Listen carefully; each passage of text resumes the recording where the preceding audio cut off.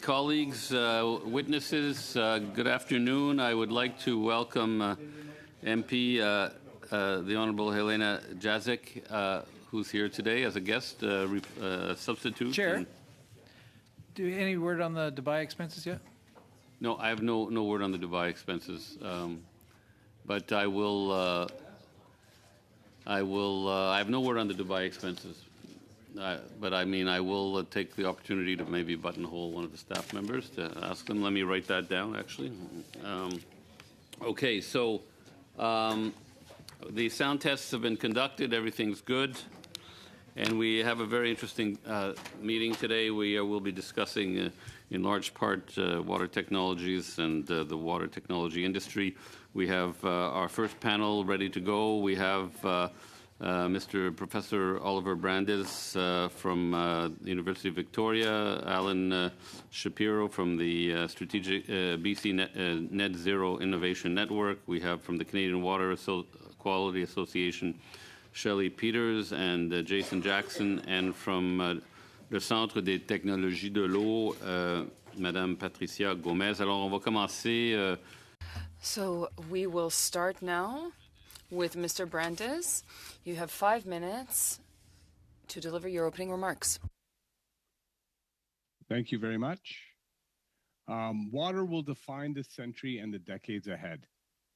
By that, I mean water and how we manage it and govern it will decide whether we are a wealthy and prosperous nation or whether we slump into mediocrity and miss opportunity. As we all know, and you know the facts better than I, after many months of submissions and testimony, the simple fact is the climate crisis is a water crisis. I'm Oliver Brandes, as introduced. I am here on behalf of the POLIS project at the University of Victoria Centre for Global Studies and also the Forum for Leadership on Water. I bring you greetings from Canada's far west and Vancouver Island in the territory of the Lekwungen speaking peoples. I am not a technology person. I am a carryover from a previous event, but fortunately, all the issues of the day, whether it's technology, whether it's food security, whether it's housing, prosperity, health, economic development, community, quality of life, salmon and other species, the list goes on, they all connect to water. The notion of water and watershed security is absolutely fundamental. In fact, watersheds are part of our health infrastructure and fundamentally about material security and a sense of agency and future for communities and businesses. Water affects issues such as 90% of natural disasters are water related. By 2025, climate impacts and disasters will slow down Canada's economic growth by 25 billion annually, the equivalent of 50% of the projected GDP growth. I spent much of my day today already talking to media because in BC, we like to talk about the 4 horsemen of the water apocalypse: drought, fire, flood, water contamination. Historic mega droughts, record wildfires, atmospheric rivers, they've hit BC hard the last couple of years. This is real and it affects people in a real way. And the federal government has largely been absent. And the many promises to build back better remain unrealized. This brings me to you here today. What we need is for the government the federal government simply to do its job. Now, it's important to realize that job has changed over the years. Government can't make it rain, but sure as heck can help communities prepare for the trouble ahead and make sure everyone is doing their part. It's easy to say we don't need government. Just get government out of the way. In the water context, this is wrong, wrong, wrong. It requires communities, mayors, chiefs, farmers, ranchers, businesses, community leaders to work together, to cooperate, to collaborate. Water is fundamentally a shared resource. The federal government has a critical role in this. Managing water well is about planning, knowing what to expect, and being prepared for the unexpected, but also knowing how we will share and how we will work together to be good neighbors.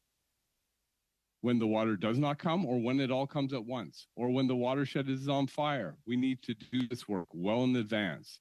The federal government has been absent too long, And there's a number of opportunities or elements to help us deal with this.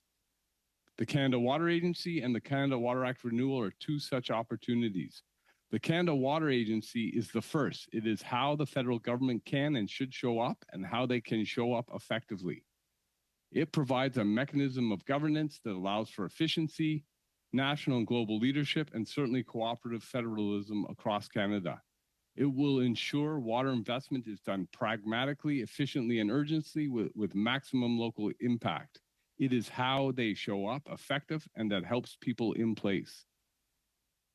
The other piece of the puzzle will be a renewed Canada Water Act. This is an opportunity.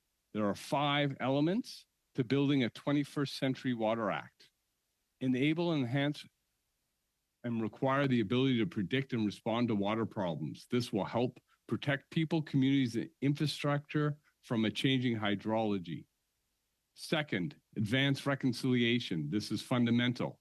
It is consistent with the Truth and the TRC and UNDRIP. It is fundamental for impact and process. For example, employing a co-drafting process.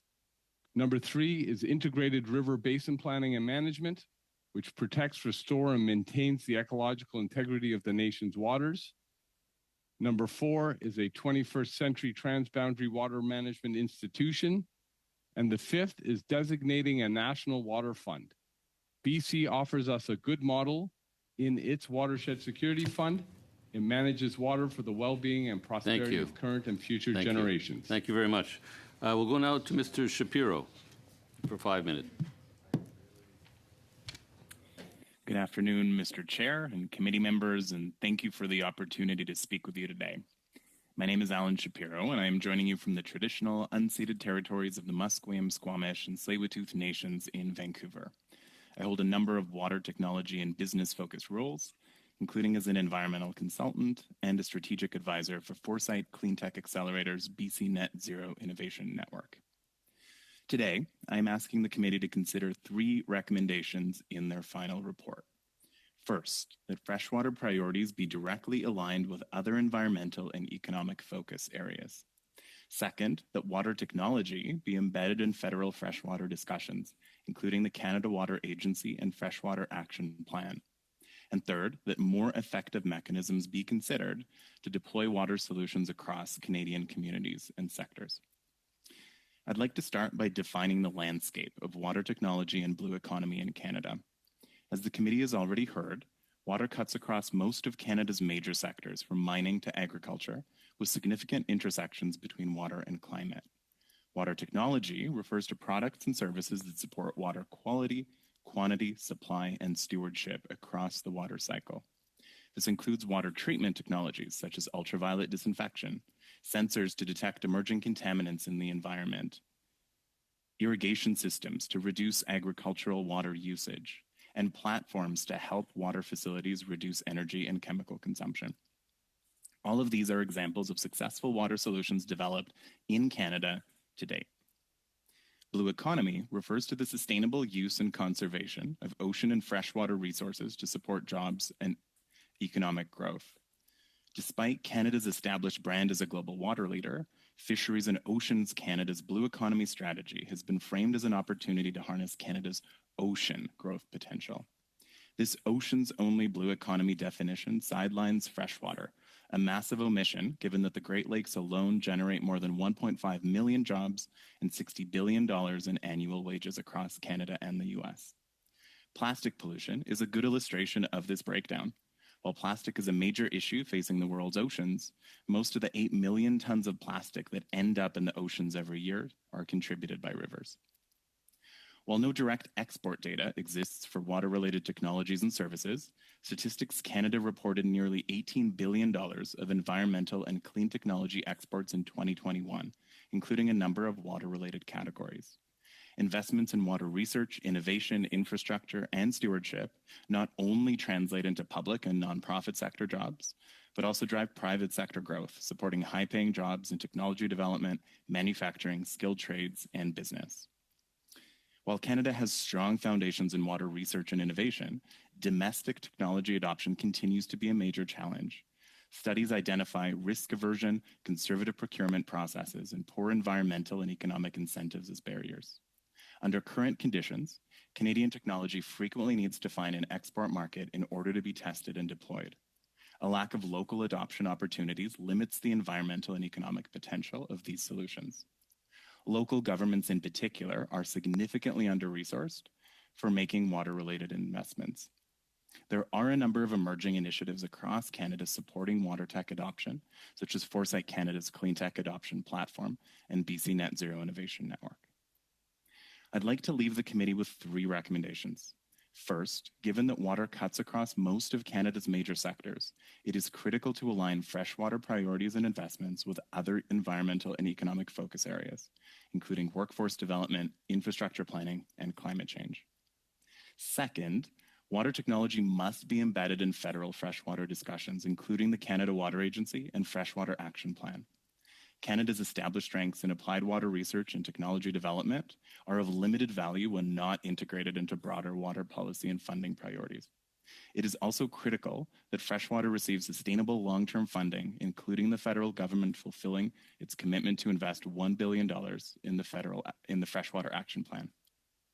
Finally, we need more effective mechanisms to demonstrate and deploy water technologies across Canadian communities and industries, including economic incentives, environmental regulations, and procurement processes. This is particularly important in regions and sectors facing acute water scarcity and climate impacts. I thank the committee for studying this critical topic and look forward to answering any questions you may have. Thank you, Mr. Shapiro. We'll go now to Ms. Peters from the Canadian Water Quality Association. Thank you.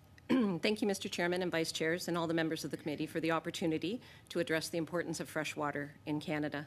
My name is Shelley Peters, and I've had the opportunity to work in the water quality industry for over 30 years. I'm appearing before the committee today in my role as Executive Director of the Canadian Water Quality Association, or CWQA. And with me today is Jason Jackson, Professor, Licensed Tradesperson, and CWQA Education Consultant. We would like to thank the committee for inviting us and thank those members of the committee who we've spoken with in the past for their time. The Canadian Water Quality Association is the national voice for the residential, industrial, commercial, and institutional water treatment industry throughout Canada. Since our founding in 1956, we have grown to represent over 200 small and medium-sized businesses. We train, certify, and advocate for over 1,000 companies in the industry nationwide. These businesses are water quality dealers, retailers, installers, plumbers, small drinking water system providers, wholesale distributors, and manufacturers of water quality systems and components. And in total, we contribute an estimated $1.2 billion of economic activity in Canada. We believe that safe, healthy water should be available to all Canadians. Our members are often at the forefront when a Canadian citizen has a question about the water coming out of their taps. They work directly with homeowners, building managers, municipalities, First Nation communities, and small towns in rural and remote settings to find solutions for local water quality problems. Like many other industries, it is becoming more challenging to fulfill our customers' needs with respect to water. Today, new water quality and quantity concerns are becoming prevalent as droughts, floods, and wildfires are changing our landscapes and affecting surface and groundwater sources. Another problem facing our industry is that consumer education around water remains low, and recruiting and retaining water quality specialists is a barrier to providing better services to more Canadians. As our population, economy, and communities grow, we put greater and greater pressure on the ecosystems and the sources of water we use for drinking, washing, cooking, recreation, and industrial processes such as mining. Freshwater is simultaneously Canada's most important national resource and one we take the most for granted. The water quality industry will play an increasingly important role in preserving freshwater quality over the years and decades ahead.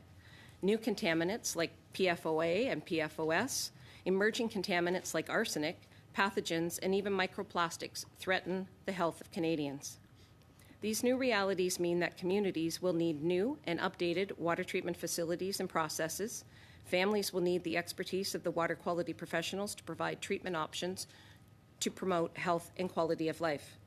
Filtration, water softeners, reverse osmosis, ultraviolet, and other technologies are important tools to treat water that comes from all sources, including wells, municipal utilities, and lakes and rivers.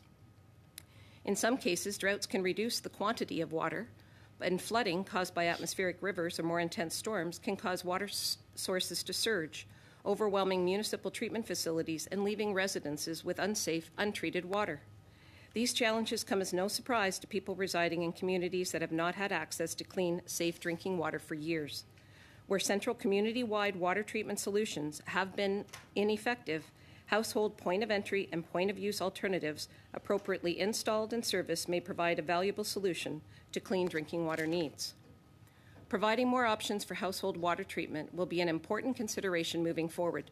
We have urged the federal government to invest in the creation of a national accessible water quality map that can provide better information about water contaminants to governments, businesses, and mainly consumers. Such a map would also provide water quality specialists who have a depth of experience in providing solutions with more accurate data to suggest solutions for homeowners, residents, and business owners to make informed choices about their water treatment needs. With knowledgeable consumers and water treatment professionals, selecting water treatment technologies can improve water quality, provide more efficient technologies, and help to better understand how to mitigate potential issues with quality and quantity by building efficient, sustainable, and resilient systems that are affordable to all Canadians. I appreciate the opportunity to speak about these issues, and we look forward to answering the committee's questions. Merci, Madame Peters. Thank you, Ms. Peters. Now on to Ms. Gomez from the Water Technology Center. You have 5 minutes. Hello, Mr. Chair and members of the committee. Thank you for the opportunity to appear before you as part of this key study on freshwater. I'm representing CITO today. It's an NGO and one of the only technology accelerators specializing in water. I'd like to share my experience as an interpreter and co-founder of Clean Nature, a clean tech startup, to shed light on the technological innovation landscape. I've always been passionate about water and protecting it, and my professional path has given me the opportunity to look at water at issues from many angles, both in science and research and in the industrial, municipal, and private sectors. As a Canadian born in Colombia, when I first arrived, I was amazed by Canada's many freshwater resources. At the same time, I was frightened by the false sense of security around its abundance and sustainability. Since water is our most precious natural resource, Canada must develop an effective strategy to protect it. That means supporting the water technology sector so it can deliver innovative solutions. Today, I'm going to talk about 3 things in particular. First, the need to accelerate the development of technological solutions. Second, the severe shortage of support for promising and innovative ideas. Third, the need to support the technology acceleration and transfer ecosystem. First, we need this because the challenges are rapidly evolving and we need innovative solutions. A few examples are contamination, pollution, climate change, and resource use. Traditional methods will likely no longer be sufficient to address these issues. It's therefore crucial that we bolster technological development and innovation in Canada. Canada has 20% of the world's freshwater resources. It must be a leader in developing clean technologies for water. This requires support for innovative solutions, emerging companies, and technology accelerators so that these solutions can move from ideas to the market and contribute to protecting water and growing the economy. There is still a shortage of appropriate financial support for companies, especially in the early development stages.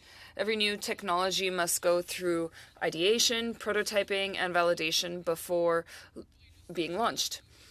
As an example, I'm going to tell you about Clean Nature, a startup that I founded with 2 of my colleagues in the water sector. It's based around an innovative new technology that got a lot of attention from the market, the media, and Innovation Canada. Despite that, 4 years later, we still don't have the financial and technological backing we need to fully commit to launching this technology. I've no doubt that many startups are facing the same barriers.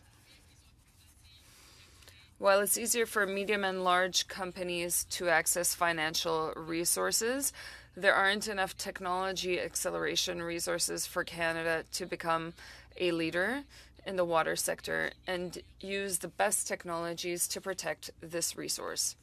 The risk is that Canada will lose out on promising ideas and technologies. We also need to support the technology acceleration and transfer ecosystem. Innovative companies need both financial resources and technological support.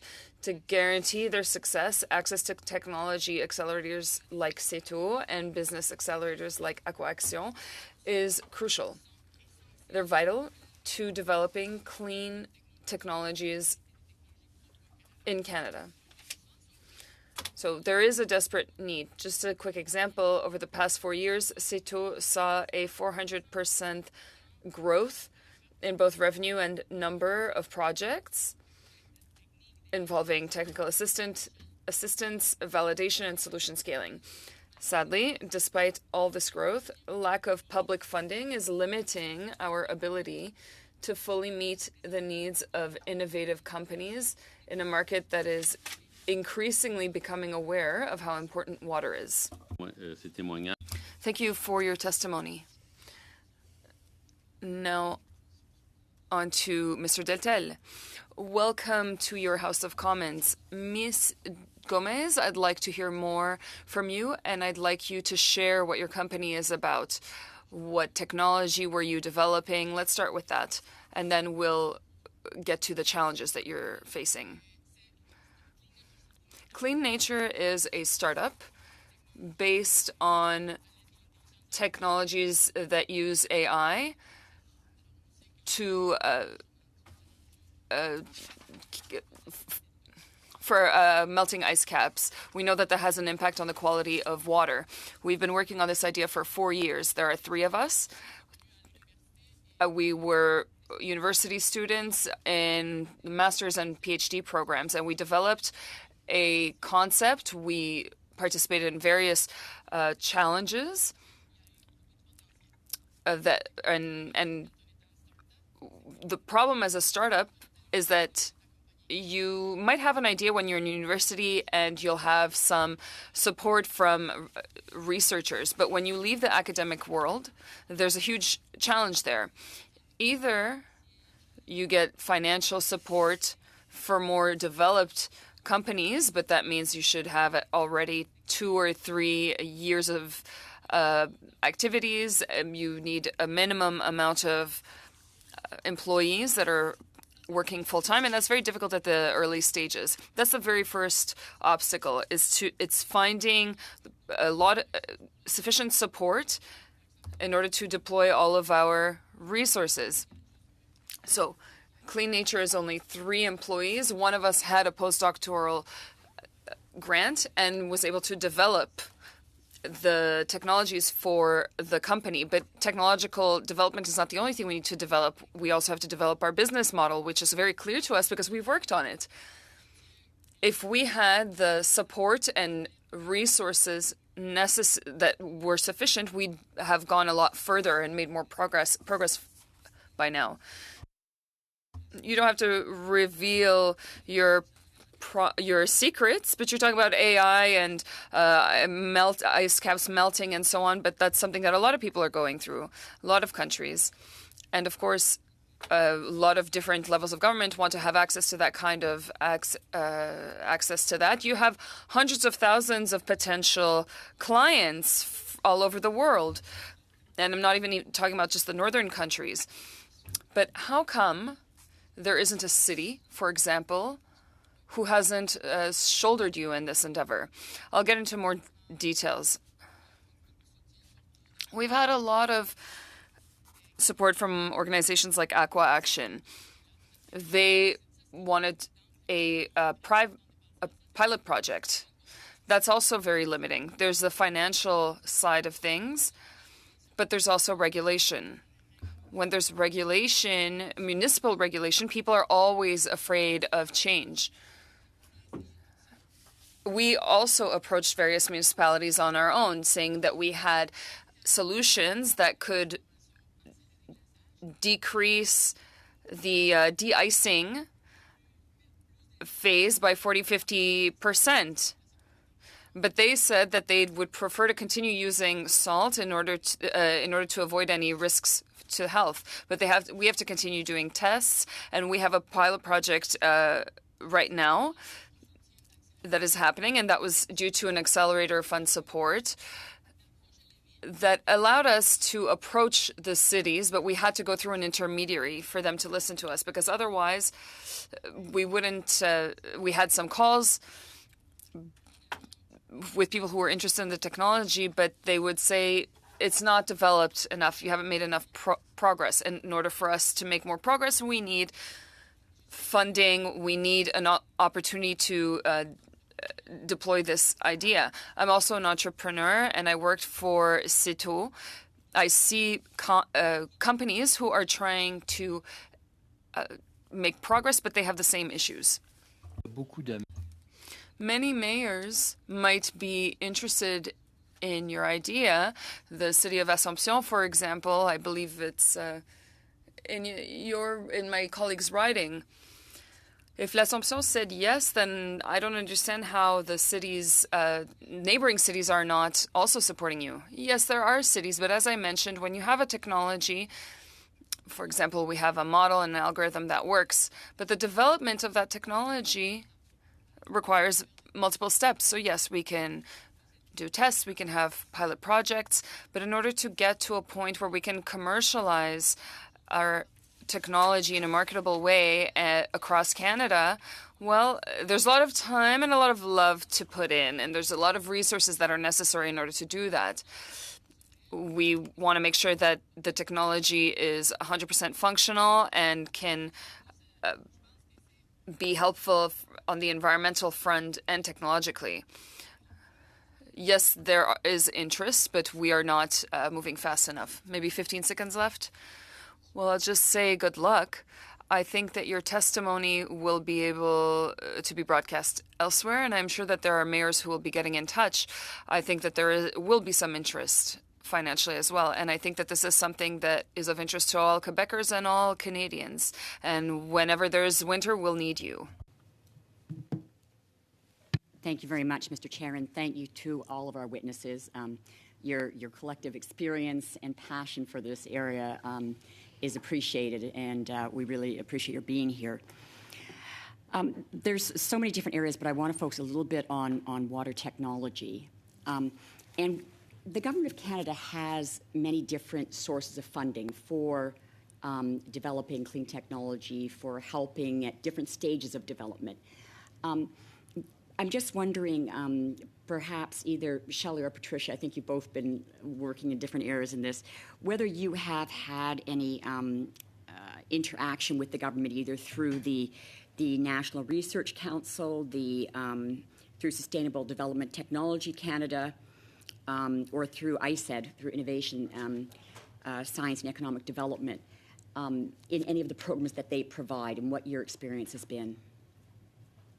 So you go ahead. Perfect. Oui, bien sûr. Nous avons en fait. Of course, I speak of CETO because that is an accelerator, and we do see the different forms of funding that exist within the government. Some are federal, some are provincial. However, it's not enough money. We're talking about an accelerator technology center like CETO. And we have support from the innovation department, but that support is not sufficient, not even financially. Earlier, I mentioned that we had a 400% increase in activity in the last 4 years, but the management fees are the same. We were 8 people, and now we're 50 people, but the resources remain the same. So we can't even cover 9% of our fees. That's even just for the fees for a research organization. So we need the money to support our activities. Yes, there are some programs that support us. CETO has certain resources, and we do have access to research funds that allows us to support some projects for various businesses. If a company approaches us and they want to develop their technology, we can suggest that they apply for grants that are for CETO, but that's a maximum of $200,000 per year. And that's not enough most of the time to develop the technology. Then you have companies who are not all admissible and eligible for these funds. As I mentioned, if it's a company that has this brilliant idea, but the owner is the only person who's actually taking charge of responsible for the project, then they're not eligible. Yes, there are funds, I agree, but the eligibility is an issue. Do you see a way that the Canada Water Agency could actually help with clean tech in the water sector to develop? For sure. I think, je pense que ça va être plus facile en français. It'll be easier for me in French. I think that it's possible if the strategy is aligned. Water is an ecosystem. The idea is not just to protect it. I'm not saying it's not important, but you have to have knowledge on this issue, understand water's challenges. So scientific data is very important, but also the development of new technologies. The Canada Water Agency will have an important role to play in how resources are management for water protection, the way, as well as the way we will be developing technologies for increasing needs. I think for now we've only seen the tip of the iceberg because there will be a lot more contaminants coming about, and we are seeing the evolution right now. We see climate change. We see all these changes already. I think that having a proper framework for different strategies will be crucial for protecting water. Thank you very much, Ms. Taylor-Roy. Thank you. We'll go to Madame Posey. Oui, alors, So thank you very much. Thank you to our witnesses. There's so many of you. We won't be able to answer to ask questions to all of you. I'd like to welcome Ms. Gomez and also Mr. Brandes because we ran into each other in the fall. My questions will be for Mr. Shapiro. In your opening remarks, you didn't say it verbally, but in the notes that you supplied, you said that the image of Canada as a world leader in the water industry is at stake. I wonder what our reputation is. There's a lot of fresh water in Canada, indeed.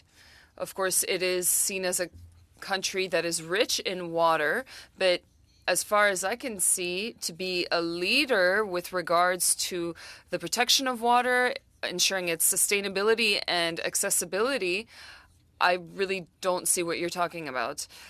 I'll give you some examples. The Curl mine in Alberta, for example, the mining sector and industry pollutes water in the region, and of course that is disastrous both for the environment and for health.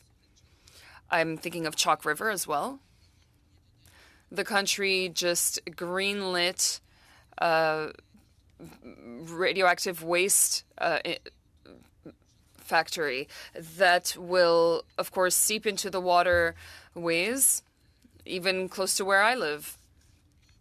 That was done despite consultations and the UN Declaration on First Nations rights. So, world leader, I don't know where you got that idea from. This is also a country that can't ensure that thousands of First Nations have access to clean water. So to act to the benefit of our water reserves and so on, I think Canada does have a lot of opportunities to do so. But in my opinion, right now, there's nothing that demonstrates otherwise than what I've given as an example. We've had many witnesses who came and told us that there was a lack of knowledge and access to crucial data that would allow for better planning with regards to the work that needs to be done. A witness last week told us other countries of the G7 have databases that are on water usage. We don't have this in Canada.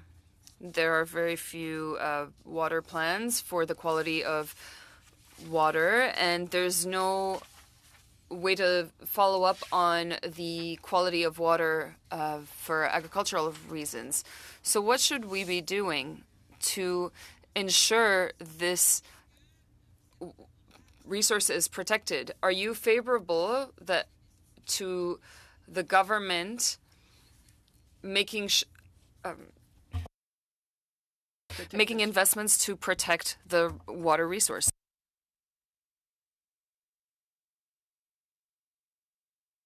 Thank you for the question, Ms. Pazé. I couldn't agree with you more. I think the context in which I would consider Canada as a leader would be in applied water research and technology development.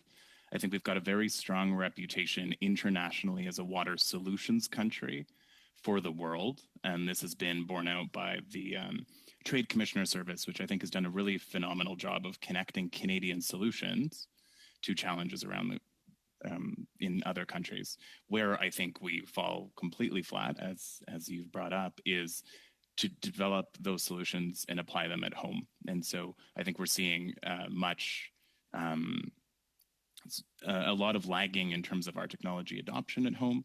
I think we're struggling to finance watersheds adequately at home. I think we're struggling to provide economic and environmental incentives to get creative with some of our policy, to get creative with some of our innovation, boots on the ground. And so, yes, I would say there's absolutely a disconnect between our leadership on a world stage with the kinds of technologies that we are exporting and our ability to actually tackle water at home. It's really interesting to me to work with many water technology companies across Canada and hearing the consistent story that even if their technology was developed to tackle a problem in Canada, they have not yet worked in Canada of the 100 plus water and ocean. So it's not applied. Indeed. I have another question. There's a lot of witnesses that come to the committee who come from private companies. You, for example, BC Net Zero Innovation Network was set up by Foresight. I have difficulty distinguishing what is a lobbying effort and what is real knowledge, because indeed we do want knowledge and skill set of those who work in water, but I also do want to see results. You just said that maybe Canada has great ideas, but they don't apply them here. So how do we manage all that? Sadly, we have reached the end of our time. All right, fine. 10, 15 seconds. You're right. Vous avez raison. When you're right, you're right. Go ahead, take about 15, 20 seconds. So Foresight, we're a nonprofit organization, and my colleague Heather Crochetier will speak this afternoon. So absolutely, federal funding that's being put into research and innovation, but not enough federal funding that's being put into technology adoption and policy work on the ground. Thank you. Et c'est le but aussi de nos audiences aujourd'hui, c'est de mettre le doigt sur la... The goal today is to find what the issue is and find solutions, because we're really running late with these new technologies. Ms. Collins. Thank you, Mr. Chair, and I want to thank all the witnesses for being here today. My questions are for Dr. Brandis, and Dr. Burns, you talked about the impacts of the climate crisis and those four horsemen: drought, wildfire, flood, and contamination. It really feels like my home province of British Columbia has been hit hard by this, and that we've seen a federal government that's been really reactive rather than proactive. The last thing you mentioned in your opening statement was designating a designated water fund. And my New Democrat colleagues from BC and myself, we've been pushing the government for a $1 billion watershed security fund. And I'm just curious, what difference would this make if the federal government were to partner with the government of British Columbia and designate this fund? Thank you so much, Ms. Collins. That's a fabulous question. I'm going to just summarize it in 3 simple points. Investing locally creates solutions, innovation, and gets you a payback in the range of 7 to 10 to 1. They've demonstrated that in numerous places. I draw the attention of this fine committee to the Healthy Watersheds Initiative as one example. The second piece is a lot of the work has to happen locally, so partnering with provinces who are seeing the sort of challenge ahead, dealing with the four horsemen kind of approach. That means building up natural infrastructure, that's wetlands, aquifer protection, healthy riparian areas. These are the cheapest, best form of infrastructure, but you need the funds to flow through those key partners, those people on the ground who can leverage it. So every dollar spent, because you have local expertise, local capacity, First Nations engagement, it's very high. And so the federal government needs to invest in those working models that exist all across the country. BC is a leading example. And the third point being that this model that British Columbia is undertaking with the Watershed Security Fund is worth replicating. So it's not only worth replicating federally, but it's worth investing in a number of different pockets in different regions, the north, the prairies, the central, the east coast. But BC will show us how to do it because they have a leg up, partially because we face some big challenges, partially because we see some very creative investments post-COVID that have really yielded not only good ecological outcomes, but really significant business and community outcomes that have demonstrated when the storms hit, we have a bigger buffer, we have less impact, we lose less infrastructure, we avoid future costs. Thank you so much for that. And I think the point, especially about keeping natural infrastructure healthy and how that can help soak up some of the impacts when we have extreme flooding and atmospheric rivers. You also mentioned a number of other recommendations for the federal government. So can you just expand a little bit on what the federal government can do, what useful role they can play when it comes to watershed management, water management generally, and how the federal government can help Canadians prepare for the intense challenges that we know are ahead of us? I've heard a few, I've listened to a number of the former presentations, and I hear a theme where we get this sort of tension where some folks suggest we just need government to get out of the way. I think that's an inaccurate approach, because when we talk about water, it requires collaboration. Water doesn't know boundaries. It doesn't know jurisdictions. It moves. And so we have to find ways to get along. And so there's kind of 3 ways that the federal government can play a very active role.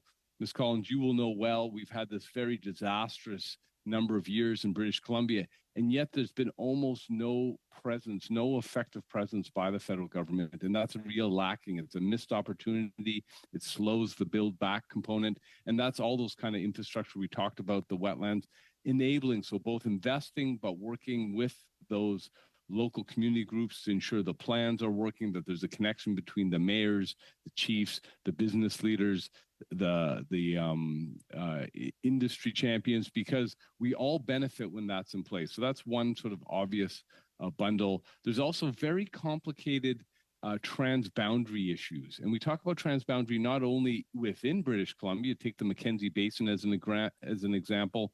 It crosses half dozen provincial and territorial lines. It needs coordination. It needs governance systems so that we can make decisions in real time in a really functional way. So there's a really critical role. And then, of course, international boundaries.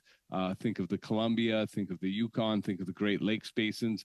And these are places where the federal government's been a bit more active, but I think they are sort of lagging, and there's a real opportunity. These are very complex because of the many types of boundaries that we're talking about. And then there's the final kind of boundary, which not most Canadians think about very often, but we also have Indigenous nations, Indigenous governments, Indigenous authority, Indigenous laws that we have to reconcile with when we deal with that. And so again, these are very active spheres where the province can get involved. Sorry, the federal government should be involved and support those local initiatives. And there's a number of simple pieces, the planning with rules and implications, protecting and ensuring environmental flows, which has really significant implications for fish, which are a very significant role for the federal government, and of course, water quality, but also the quantity component. Thank you. I only have 10 seconds left, but I just wanted to give you a heads up. I'll be asking about the UN Declaration on the Rights of Indigenous People next, and just the disappointment at hearing that the federal government hasn't been investing in BC the way it should. For the second round, I'm going to reduce by 25%, just so that we don't, if we don't go over too much. So 4 and 2 instead of 5 and 2.5. We'll start with Mr. Leslie. Thank you, Mr. Chair. I appreciate this panel and I appreciate all being here. It's been a one of technology, and I think that it's common sense to focus on technology, not taxes.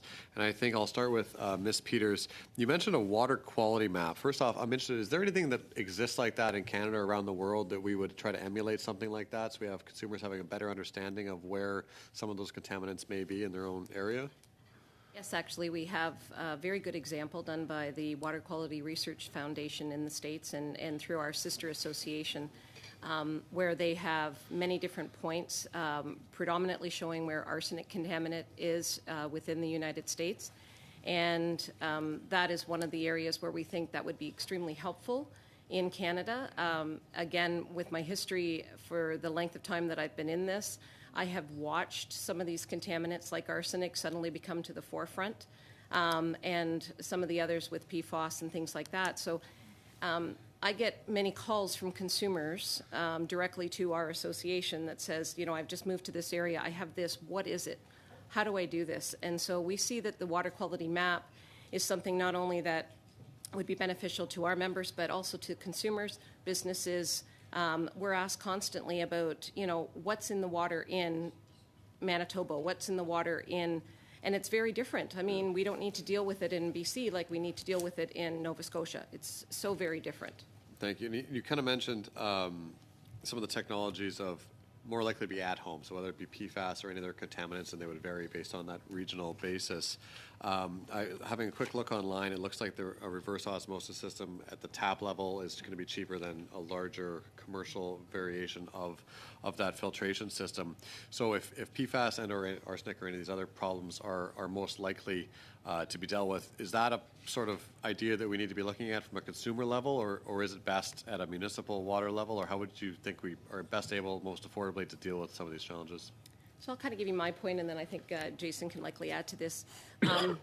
It's certainly being looked at a municipal level, but from a cost perspective, it becomes overwhelming. For PFAS, as an example, just the resins alone that might have to be invested in to do that at a municipal level would be very large, where I just was watching a webinar today where they actually are proposing some technology about putting a PFAS meter on people's taps so that they can watch that and see whether they have PFAS coming into their home. That technology has to be built, and maybe this is a perfect opportunity for Ms. Gomez, but I think it's easier, quicker, maybe faster to address it in the home right now, because we want to make sure that the health of Canadians is looked after. And Jason, do you have? Yeah, so I think also that a blanket statement that we have to treat all water for PFAS is also something that's maybe not truthful. We can step back and look at individual sources, individual applications, and consumer choice to say this is what is best for my needs and my home ownership. So that water quality map, or that information required nationally, in a resource that's owned, say, by the water agency, or something that's easy for Canadians to access, would be a key component of that. And then to make a choice to install a reverse osmosis, and for the technology, we can make that good choice. Understanding those aesthetic parameters, ones that taste, look, smell, those ones can then help that consumer make a good choice. Maybe I'll bring in Mr. Shapiro on this because you mentioned specific kind of water technologies beyond that, ultraviolet disinfection and sensors to detect some of these emerging contaminants. Just curious, Mr. Shapiro, do you have any kind of specific examples of where that is currently being used, or if it is, as well as where it should or could be used in the future? Yeah, I'll give you 15 seconds for that because we're over time, but. Yeah, on the water technology side, I mean, there's a lot of really interesting developments on the sensor side in particular, and that comes back to the data of just knowing what's in our water, knowing what's in the environment. On the treatment side, I think for emerging contaminants, there's a lot more work to be done Thank still. you. Thanks very much. It looks like we have our first project for the Canada Water Agency here with this map idea. Mr. Van Couverden. Thank you, Mr. Chair, and sincere gratitude to all of the witnesses here today for providing your experts' opinions and information, not just opinions. Certainly, this is data and evidence. So, really appreciate you coming all this way, and for appearing virtually. My first question is on the Canada Water Agency, and it's for Mr. Brandis. It's concerning. I read one of your articles on policy options regarding the implementation. Granted, it was written quite a few years ago. I kind of perked up a little bit when you talked about how the water crisis is ultimately, fundamentally a climate change issue, and that the things we put into the air ultimately end up in water systems.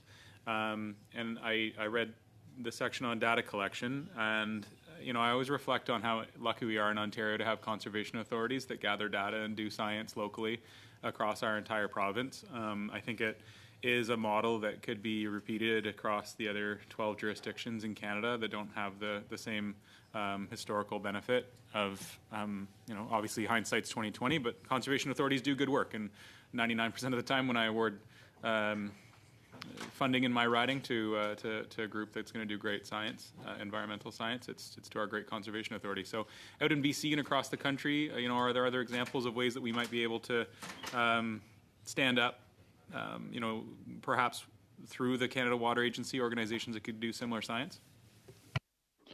That's a great question. I think when you talk about the value of these conservation authorities, which I know well, I grew up in the Ontario area, and I also have studied them in quite a bit of detail.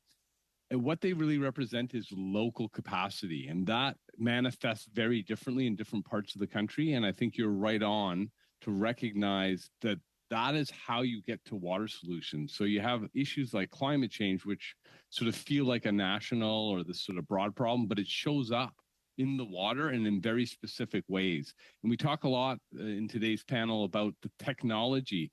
Well, the technology is often to kind of fix a problem that has occurred. It is exponentially cheaper to avoid the problem. And to know about avoiding the problem, you have to understand the patient, as it were. And so we have to understand the water bodies, how are they operating, who's using how much. And so the kind of science and technology is sort of required. You have to build it on this foundation of understanding the local conditions, the local needs, the local impacts. And so you're very correct to say local bodies are going to be the best ones to do that. It might be conservation authorities, as you understand, but there are many different examples. In BC, we have a thing called the Cowichan Watershed Board. I can give you a big, long list. You don't need to hear that. But the point is, we need that, and you need the Canada Water Agency to tee up, to target those investments and to maximize, because there's some things that when we learn in one place, we can apply it in many, and there's other things where we have to fine-tune based on the local conditions, the local requirements, the aquifer mapping, the environmental flow regime, et cetera, that is quite distinct. So you have to marry this kind of general knowledge with the very specific to have maximum impact. Thanks very much, Mr. Brandis. And if I could, you mentioned that there would be a list of other organizations. In addition to submitting that to the committee for this study purpose, it would be great if you could also send sort of your wish list on what the Canada Water Agency ought to do. I know that you've been looking into this for a very long time, and this committee works very well because we have great experts to rely on for that expertise. So please feel free to submit sort of a wish list. And in terms of the list of organizations that might be useful, in addition to the conservation authorities. Do I have any more time, Mr. Chair? Okay, that's all. Thanks very much, Mr. Brandis. Will do. Thank you. Combien de minutes, Monsieur le Président? How many minutes? 2 minutes. Okay. Same question for two witnesses, Mr. Brandes and Ms. Gomez. Mr. Brandes, as I said, I met you at Massey College in the fall.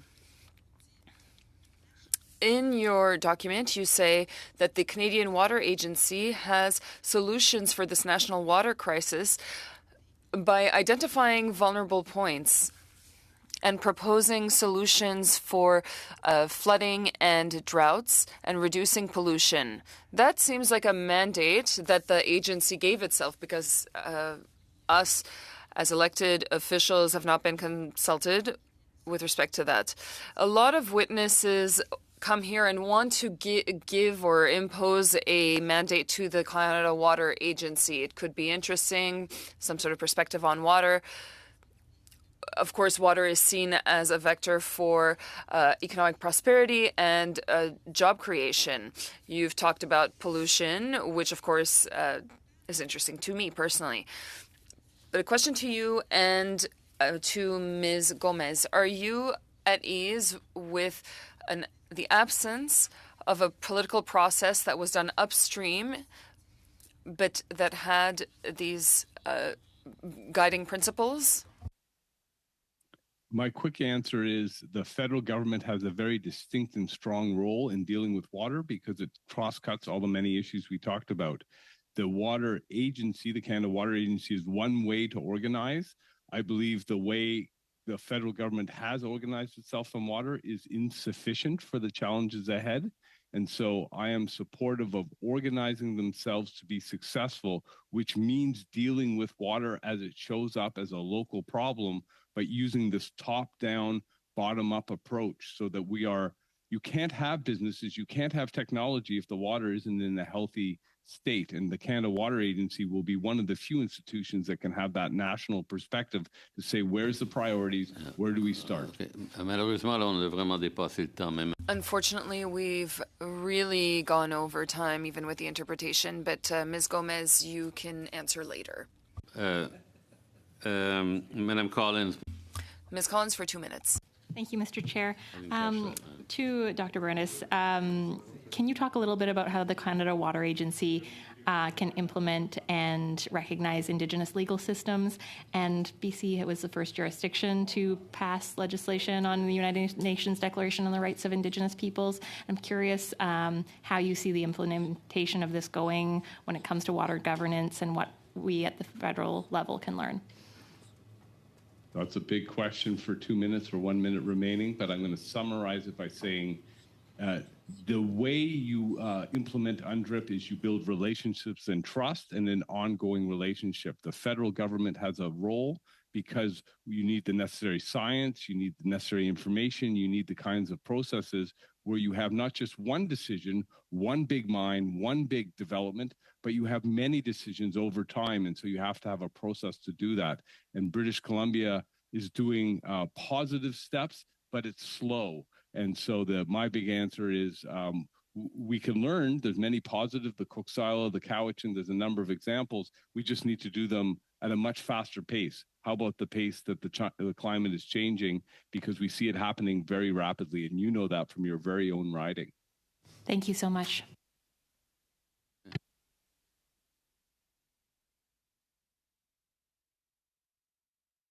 Thank you very much, Mr. Chair. Thank you to all the witnesses for being here today. Let's start with the Canadian Water Quality Association. Ms. Peters, in your opening statement, you referred to recruiting and retaining water quality specialists is a barrier to providing better services to more Canadians. So I was wondering, could you elaborate on how one becomes a water quality specialist? Does one go to university or technical college, and is there a certification or a governing body? If you could elaborate, that'd be very helpful. Sure. Actually, I'm going to defer it to my education consultant because. Yeah. So again, so I'm a professor, but I also teach tradespeople and apprenticeship across Canada, and looking at the way that we look at the structure of education. There isn't really a network that's set up for a water treatment specialist, particularly residential side, Canadian. There's a lot of corporations and companies that have people who have, by time spent, become very good at what they do. but don't have a specific license. I say that with a bit of malice because I actually have every license source to tap in water across Canada. Purposely went out and got that. Water treatment isn't one of those that's specifically defined. Now, within the Canadian Water Quality Association, we have an education platform that serves our members and anyone else who's interested in understanding water from residential to commercial industrial resources, and it's available both online and in person for competencies. But to have that recognized nationally has been an ongoing discussion greater than 20 years that I've been in the industry. So to have that national concept and education from a point that people are certified and understand, so when someone comes to your door and says you need a water softener, you have confidence in the data and their ability to make a proper choice for you as a consumer. That leads to efficiency, that leads to protecting the resource, and that also leads to having the best benefit for that consumer. Okay, so just so I'm clear, you would be in favor of a national standard for a professional designation? Absolutely. Okay. We've heard many times at this committee that for better or for worse, watershed boundaries do not match up with international boundaries. I was wondering if you could speak to some of the challenges or some of the benefits in standardizing freshwater policies with the United States. Sure.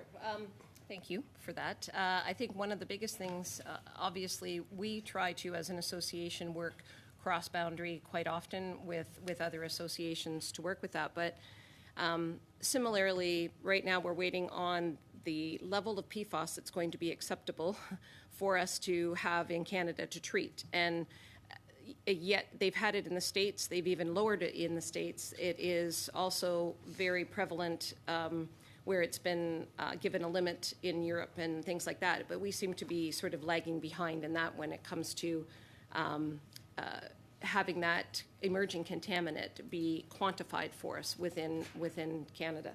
Yeah, I think also too, looking back at I'll use Ontario for example, Regulation 903, it's a wells regulation. We haven't really talked about, or the committee hasn't heard a lot about groundwater, other than yesterday there was some, or they were a very good witness on that.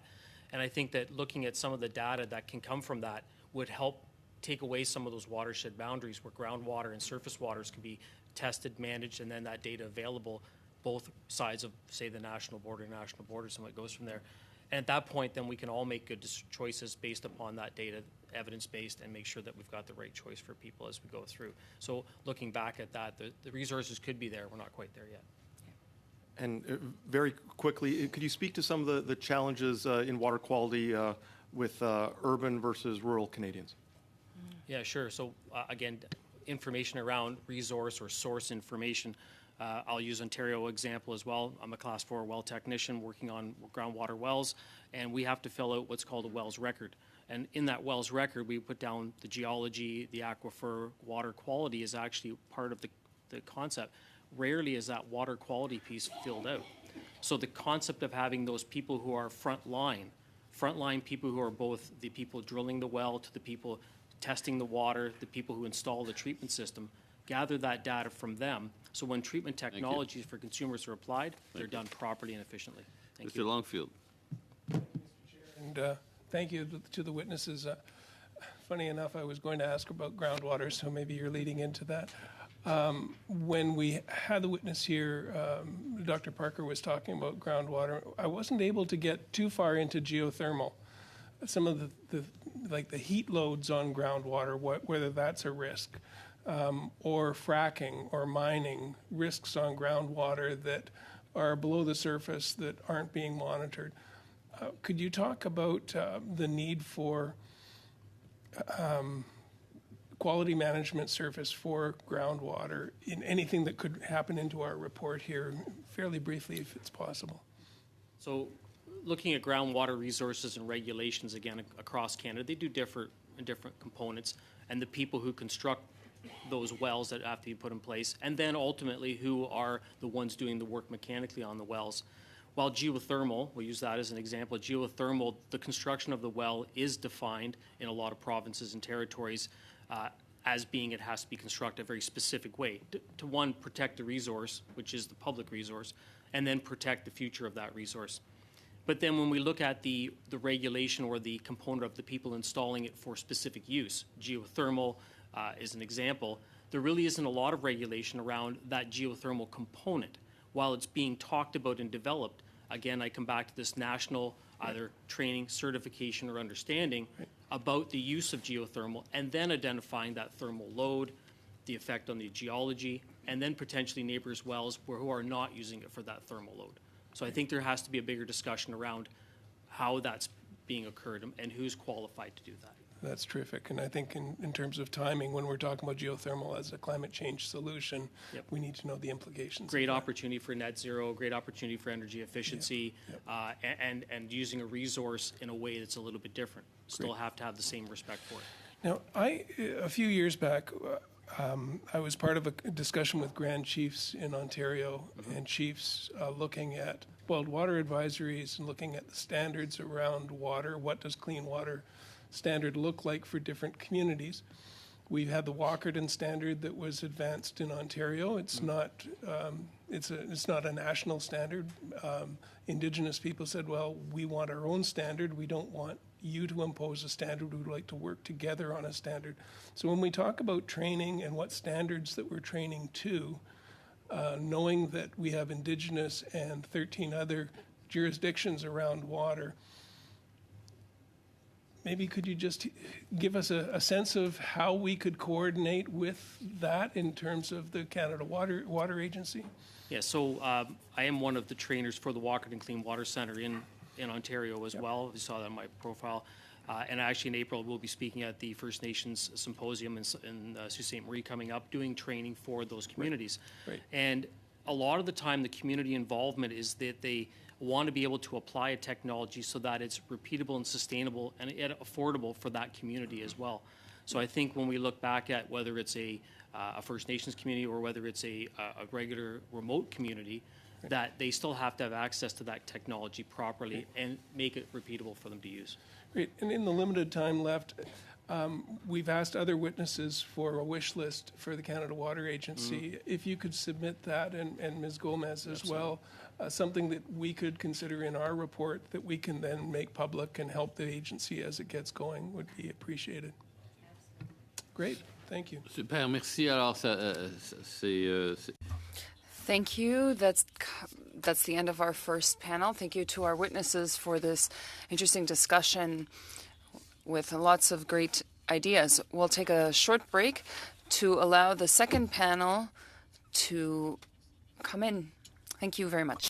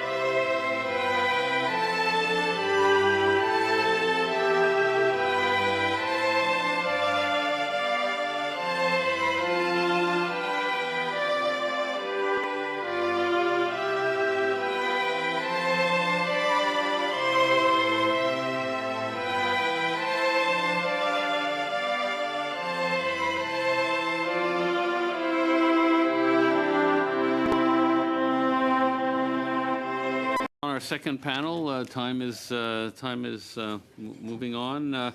We have with us Sula Chronopoulos, President of Aqua Action from the City of Montreal, Borough Mayor, Mayor of the Borough of Lachine, Executive Committee member responsible for consultation with the boroughs and for waterworks, Maya Varonovich. We have from Foresight Canada Online, Heather Crochetière, Director, Industry Innovation, and from Réseau Environnement, Mathieu Lanneville, Président et Directeur Général.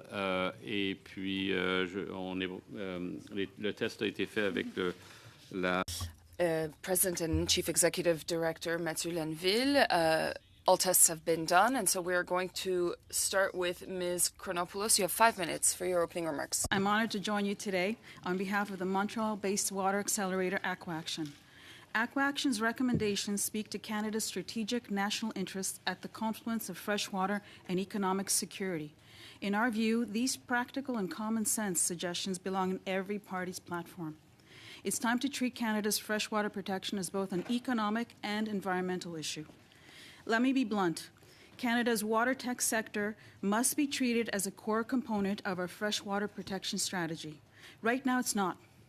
Due to a lack of focus and specific federal support for water technologies to address the water crisis, Canada's water innovators are being lured south and abroad for more enticing jurisdictions, along with their startups, IP, and jobs. We appreciate the government's important net zero investments, but we would argue that these measures position Canada for a low-emission economy without adequately positioning us for a water-constrained economy. It's important to remember that the climate crisis is a water crisis. We hear this over and over. The Canada Water Agency's coordination mandate and its data and science strategy are important to freshwater protection, but also for it to lead and deliver water security results. It needs to be coordinating a whole-of-government approach around the Canada water innovation. So what can be done? First, we recommend the government must synchronize ISED's clean tech initiatives with the Canada Water Agency's watershed protection efforts. Currently, the agency lacks the necessary mandate and resources, which fall under ISED's remit through programs like IRAP, Clean Growth Hub, SCDC, and SIF. It's crucial to align the CWA's science and data strategy on freshwater with ISED's tech programs. It would help if Minister Champagne and Minister Guilbeault issued that direction to their officials. Part of this challenge is that ISED's clean tech programs don't specifically focus on water tech, and they should, especially considering Canada's growing water scarcity and related environmental challenges. On the same point, establishing a partnership between the National Research Council, which is also under ISED, and the CWA would enhance collaboration in water tech research and industrial innovation. We suggest that the NRC develops or upgrades its R&D facilities specifically for water technology.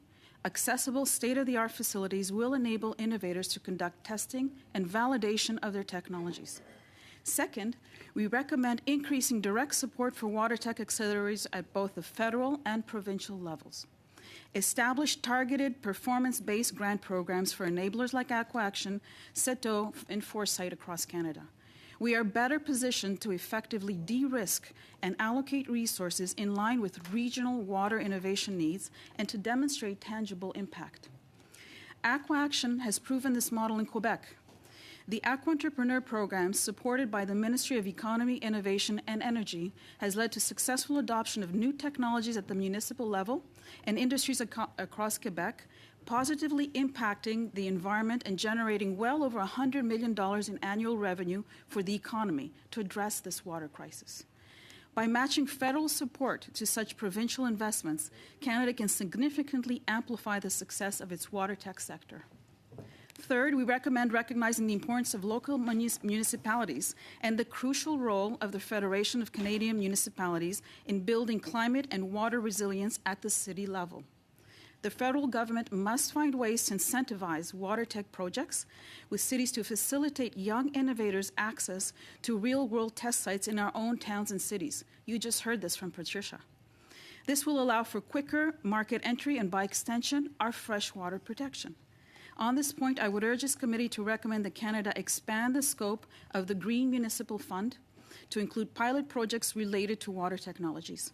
If budget constraints make it difficult to increase GMF funding, then reallocate funding within the GMF envelope and empower the Canada Water Agency to facilitate these changes.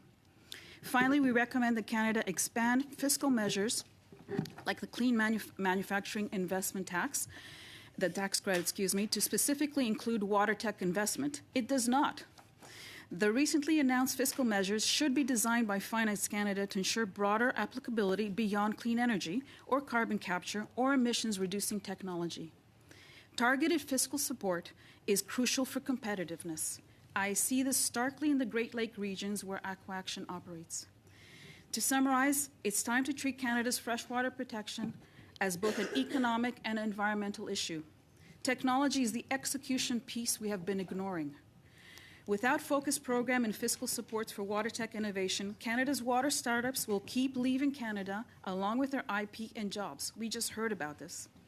Our recommendations will enhance Canada's freshwater protection, nurture innovation, and build our competitiveness in a water-constrained economy. Merci beaucoup. They belong in every party's platform. Parfait. Thank you very Merci, much. merci I beaucoup. welcome your questions. Merci, Madame Vodano. Thank you. Ms. Vodanovic, please. Thank you. First of all, I want to start by thanking the Liberals and the Conservatives, all the last governments, because you have created something for municipalities that we really appreciate, and that is stable, predictable, and long-term funding for water infrastructure. I am with the Great Lakes Cities Initiatives, which takes me to Ontario and to visit cities in the States, and I see that they do not have this kind of funding, and it is a lot harder for them, so I thank you for investing in our water infrastructure. Being responsible for water in the metropolis of Montreal, I can tell you thank you, but it's not enough. I guess you know everyone always asks for more, but that's not the point here. Why I'm coming here is to talk to you about the technological innovations of the City of Montreal, that we've done at the Jean R. Marcotte sewer plant. Our sewer plant is the largest is third largest in the world, and it filters 45% of our province water. When it was built in the 80s, that plant was built to be made disinfect the water with chlorine, and that was deemed already in the 80s as a no-go. You cannot do that. It is bad for our environment. So we had to figure out how else are we going to disinfect the water? And we decided in about 2005 to do it with the ozone, not with ultraviolet, but with ozone, because with ozone, once the system is built, we will be able to kill 99.9% of bacteria, 96% of viruses, 75 to 90% of emerging contaminants. So that is huge. We are almost there. But you have to know that in 2009, when we sealed the agreement with the federal government that you will be partners with us for this huge project that is beneficial, not really for Montreal, because it's at the tip of our island and it is good for the St. Lawrence River, it's good for all the cities that are downstream from us. We're doing this for the common good. The government said we're going to give you $324 million. That was the deal, and the project was estimated not too long ago to be $600 million. But there are huge challenges because we have to do this new technology in ancient infrastructure, in something that's old. We have to do a retrofit, and that was very hard. There was a lot of challenges. I will spare you everything we had to go through, but we are almost there, and certain parts still need to be connected. It'll be functioning in a few years. Right now, it's estimated worth at $1 billion, and we only have $300 million. We only get 8 cents per dollar. Our municipalities have very, very, very little money, and we are doing this huge project. And so just to say, we would like to see it capped. We would like to, when we do a big innovative project, when maybe you could be our partners and kind of reevaluate the money you give on the long run. That's our first ask. The second thing we're doing at the sewer plant is we have 4 huge incinerators that burn every day 800 tons of, I should say, poo. We call it sludge, or anyways. That is something that, it is done every day, and it creates 40% of the greenhouse gas effect for Montreal. 40% is done by this. So now we have to change them. They're end of life. Now we need to do studies for this. We need to study how can we change it. And we know studies are showing us, initial pre-feasibility studies are saying you could reduce it to zero, this green gas effect, if you do biomethanization, if you digest it and produce natural gas. But we don't have millions of dollars to do this, and the government doesn't fund us to do this research. You will just fund when we do the project. And cities, we cannot be in deficit. We only have a limited budget for operational budget. So this is something that we need. I know people were talking about PFAS. We checked PFAS for Montreal. We're at the limit. Let's say that the water all of a sudden becomes more concentrated because somebody takes our water away, or the climate change, water evaporates. Anyways, let's say the situation changes and we have too much PFAS in our water. City of Montreal, if we are to invest in changing our filtration plant, it is almost impossible. Right now, we would need 45 tons of active carbon a day to take the PFAS out. So I just want to say, as one last thing, better not to pollute than to make cities pay to depollute, because it's a huge cost. We spend $1 billion, we spend $700 million in investment in infrastructure. We would need to spend $1.2 billion for the next 10 years, we do not have it. Thank you very much. We'll go now to Ms. Crochetière online. Thank you, Mr. Chair, and thank you to the committee for the opportunity to be here today. I'm joining from Toronto, which is the traditional territory of many nations, including the Mississaugas of the Credit, the Anishinaabe, the Chippewa, the Haudenosaunee, and the Wendat peoples. My name is Heather Crochetière, and I'm the Director of Industry Innovation at Foresight Canada. I oversee programs that support both the supply and demand side of clean tech solutions in Canada, including our sector-specific programming around water. And prior to my time at Foresight, I spent almost a decade working in freshwater conservation in Canada, so this is a subject near to my heart. Foresight is Canada's largest clean tech innovation and adoption accelerator. Our audacious goal is for Canada to be the first G7 country to reach net zero while helping our industries remain competitive and our food, energy, and water security be sustained. Since inception, we have made enormous strides in strategy development, ecosystem mapping, and partnership building to position Canada as a global leader in clean tech innovation. We have supported over 1,100 clean tech ventures, built relationships with over 300 investors through our access to capital programs, and engaged with over 2,000 stakeholders from around the world to secure almost $1.7 billion in capital and support the creation of over 8,000 high-paying jobs for Canadians. WaterNext is Canada's water technology network. It is part of a series of sectoral streams. Through WaterNext, we work across multiple water sectors, from resources to utilities, and bring together stakeholders from across the ecosystem to accelerate the commercialization and adoption of innovative technologies to serve the world's most pressing water challenges. So what does Canada's water technology sector look like today? With a strong track record of innovation, such as the development of ultraviolet disinfection and membrane filtration technology, and a wide network of organizations, research institutions, and supportive governments, Canada is recognized globally for our expertise in the water sector. The importance of water tech is rising as an effective solution and a method of reducing the emissions intensity of water and wastewater treatment processes as we increasingly feel the effects of climate change. Water tech is critical in the practical sense, but also has the potential to be positioned as a lucrative opportunity as climate change rises in priority among investment and impact portfolios. I'll quickly highlight a few key opportunities for the federal government to support Canada's water sector. We have a major problem with adoption in Canada. The Canadian market is known to be slow to embrace novel solutions. Often, Canadian technology needs to find an export market in order to be developed. To strengthen the sector, we need more local adoption to generate reference cases that can be used to support export efforts. Ultimately, delays in adoption risk both Canada's infrastructure and our ability to be economic leaders in water technology. The federal government should support initiatives that de-risk novel technologies and lower barriers to adoption. This includes supporting programs that provide innovators with access to facilities to test and demonstrate emerging technology for customers, such as the Pan-Canadian Water Innovation Network we are building in collaboration with Aqua Action and the Ontario Water Consortium.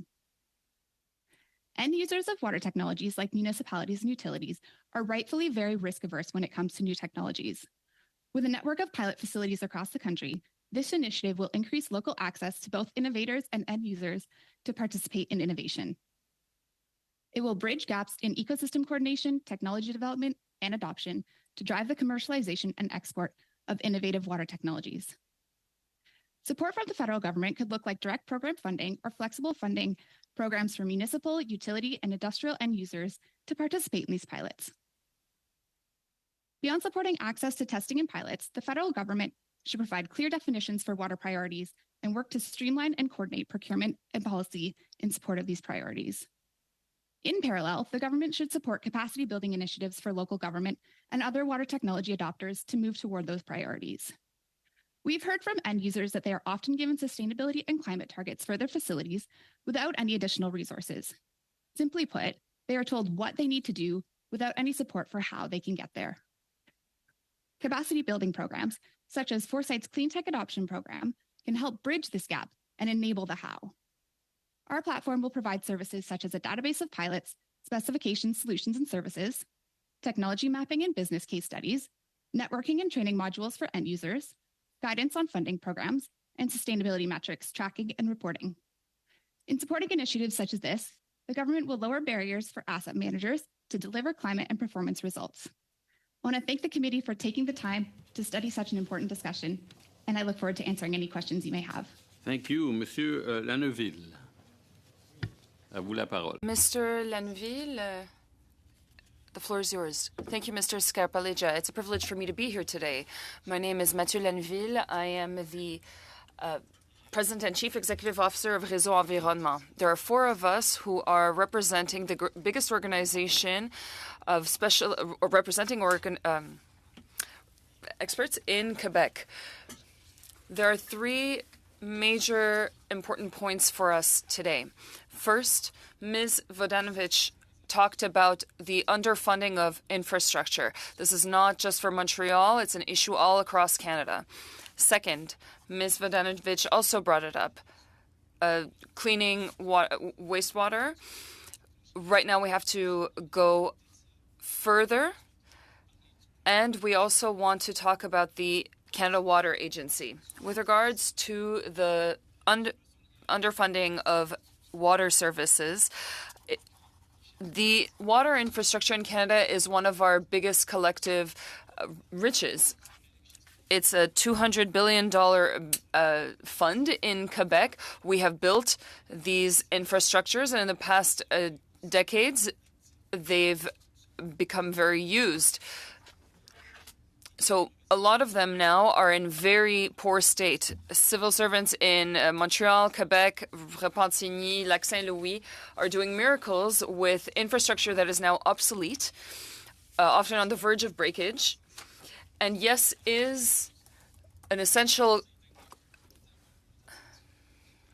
resource, and we want it to be available all the time. But when we put out fires, we use drinkable water. There are a lot of people who are on dialysis. We need water. They die. So yes, drinkable water, but also the impact on public services. And therefore, we must fund increasingly and catch up on our deficit there.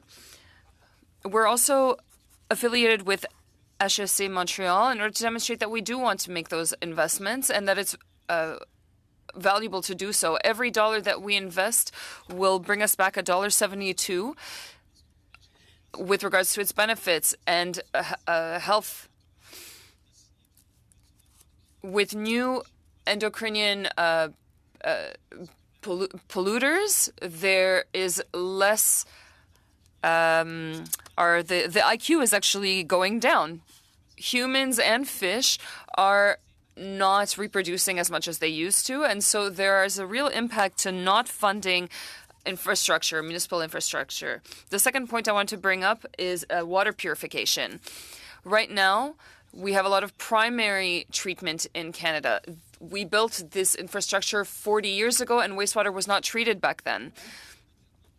There was primary treatment, but now with the technology that we have and new emerging contaminants, we should protect public health and the health of our ecosystems. At Réseau Environnement, we talk about water purification 2.0. We don't want to use the technology from 40 years ago. We should use Switzerland's example and use newer technologies rather than.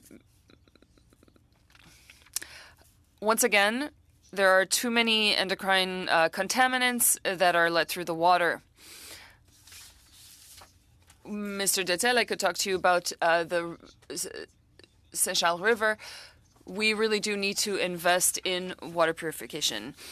The last point is on the Canada Water Agency. I'm going to link it with the previous point. Earlier, during the previous panel, they talked about reducing issues at the source. But adding filters is not the goal. We should prevent PFAs to begin with. By creating this agency with our organization and the Canadian Coalition for Clean Water, we had recommended the creation of this agency, but we really need to put our money where our mouth is. We want a lot more money for the Great Lakes, and we will be available over the coming months. Thank you. Mr. Deltel, thank you. Thank you to all of our witnesses for being here being here in your parliament. Mr. Lenville, you talked about the Saint Charles River. I'm from the area. I lived 500 feet from there, and there have been floods there since forever. So thank you for talking about this area that I know very well. I've spent almost 60 years very close by. You heard the earlier panel, and Ms. Gomez talked about her project and the collaboration that she had with the city of Assomption concerning a road de-icing project. For the past 4 years, she has had a fruitful collaboration with the city of Assomption. But there's a lack of support there. What are your thoughts with regards to such a project? It's a project that makes sense. We're talking about de-icing. Everybody across Canada could use this kind of service. Of course, it's a good thing that we're using less and less salt to de-ice the roads. But how come there are projects like this that are really fantastic? They make sense and they could expand, but they're not across Canada, but they're not making any progress. Well, it's a question of leadership. I think it's interesting that you've been at that river for 60 years because of various issues. Of course, these kinds of issues, we want to share them, and funding really is crucial. We see it with de-icing the roads and other initiatives. Specialists know what the solutions are. What you're talking about is known. When will we have a broader project? That is just a question of willingness and funding. Cities right now have a hard time maintaining obsolete infrastructure, so we can't even fix them. We can't even maintain them. Will provincial and federal governments provide a little bit help because we have to catch up on the past decades. It's profitable to do so. I think it needs political courage, and we will have projects that are very interesting, but in order to implement them and inspire ourselves from them, and we'll have to adapt them to the present context. Can you tell me an example of a project that was implemented and could be inspiring to other communities? Do you have an example where things are working and making progress? Yes, we talked about preventing at the source. So we're talking about PFAs and not having them in our clothing anymore or our products. But we see it also with saving our water usage. Reducing water consumption is important. We talk a lot about the concentration, which is good in the industrial sector, but even in small amounts, it has a big impact. But for regular folks, what did we use during the pandemic to clean everything? We used wipes that were disposable. They didn't, and a lot of people would throw them out in the toilet. More than 250 million of those were thrown out. Well, where do these wipes go? They go into pumping stations, they jam them, and then they go into these factories that purify water, and then we have to take them out, and then you have to purify the water. Whereas you could have just thrown them in the garbage can to begin with. So those are good examples. There are other examples, for example, in hospitals having a system that recirculates water. We've been able to reduce consumption by 90% in hospitals. So there's new water coming in. And that works even if there's a water shortage in the summer. And these are the kinds of examples that definitely work. But of course, it requires a lot of funding to implement them. Thank you. Thank you, Mr. Deltel. Now on to Ms. Châtel. Thank you, Mr. Chair, and thank you to our witnesses today for being here. I'd like to follow up on my colleague, Mr. Leslie's comment earlier when he said we needed to invest more in water technologies. I think that's more or less what you were saying during the previous panel as well, especially with what Ms. Gomez said. He did say that at the same time we have to axe the fiscal system, and of course I don't agree with him there. I've been to countries where there is no fiscal system. Water, drinkable water, doesn't even exist there. Rivers, sewers, it's all mixed. But we're trying to do more with constituents' money and taxpayers' money. And I agree with you that we have to invest more in the municipal infrastructure. I have rural communities in my riding who are struck with obsolete water and sewer systems. And if we want more housing, then we need better water systems and infrastructure. Someone mentioned earlier the investment that Canada and Quebec made for an excise tax on gas and to give them to municipalities. Ms. Vodanovich and Mr. Laneuville, maybe you can comment on that. I will start because I've followed what's happening in the city of Montreal very closely.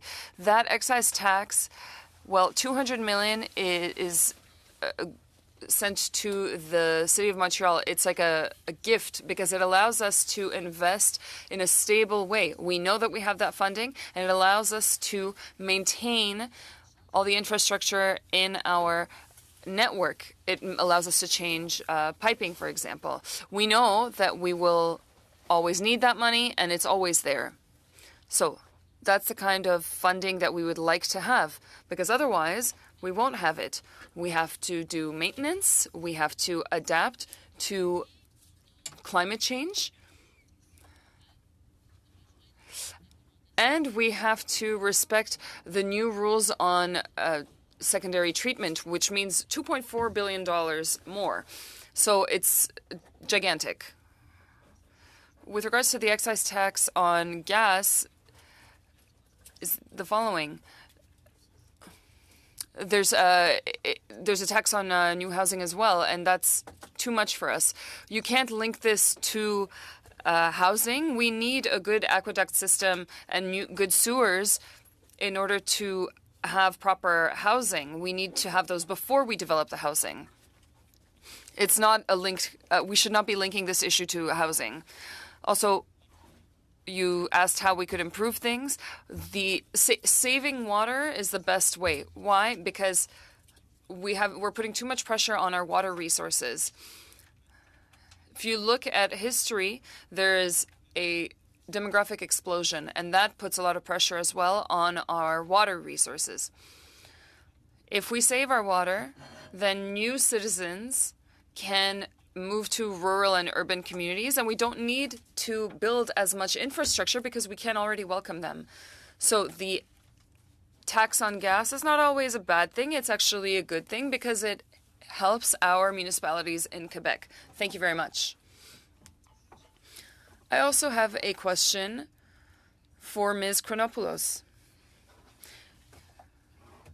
You recommended the following. You said it is important that municipalities are very important, and the federal government is important in strengthening the resilience of municipalities facing climate change. Can you elaborate on that, please? I'm also going to answer Mr. Detel at the same time. Here's what we're seeing. Entrepreneurs who innovate, for example, you met Patricia. Well, there's at least 80 other Patricias in our network.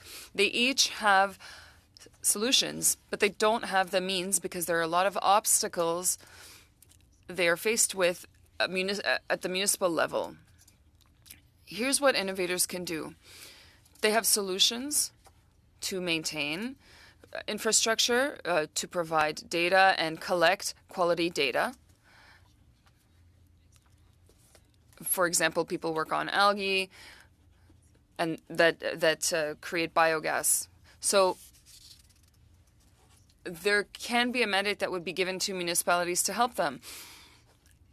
Funding, grants, subsidies to develop or at least test new technology that can be helpful. Here's what's happening now. We don't have enough funds to help entrepreneurs here, and so they're leaving. So we have global leadership, but they don't have enough reasons to stay.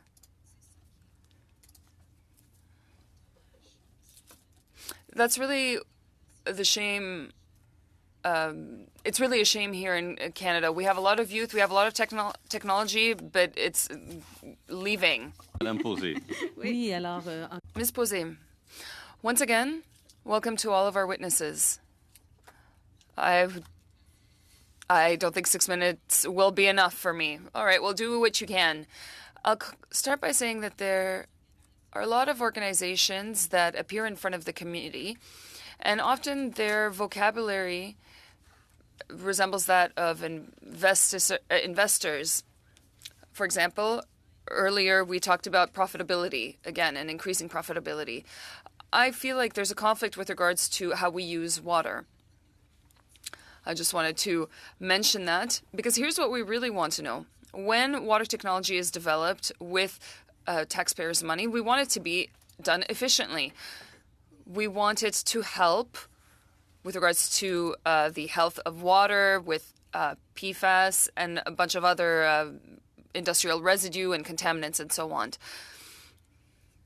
So I don't think it's a question of profitability. That kind of logic is a bit striking to me.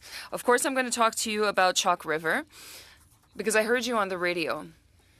I know that you're a spokesperson for the CMM and you have a very firm position and you took position when there was a decision to dump radioactive waste around Chalk River. I guess you were shocked just as I was, because all of the municipalities said they were against it. The First Nations communities also said that they were against it. We talk about reconciliation, but of course the behavior was completely contrary to the UN Declaration on First Nations. We said that we were going to do it, or it was decided that it would happen regardless. So, to your knowledge, do the City of Montreal systems have the possibility of detecting radionuclides in the water purification systems? Inaudible. We can't stop. If ever the water becomes radioactive, we can't remove that. We don't have the equipment to do that. So that was one of the reasons why we were against that project. First, we don't know what's going to enter the site for the next 50 years. The site will be under surveillance for 500 years. No one can say that they will keep an eye on a site for 500 years. That's why we're concerned, because it's just right next to the water and to the water tables. We don't want it to come to the Ottawa River rather, and then it would infiltrate elsewhere. There's already some tritium, I believe, in the water. As a Montrealer, of course, I find that concerning. Here's something else I find strange. When the president of CSN, I believe Runa Delci, we always say that the CSN is independent, but I actually don't think it is, and here's an example.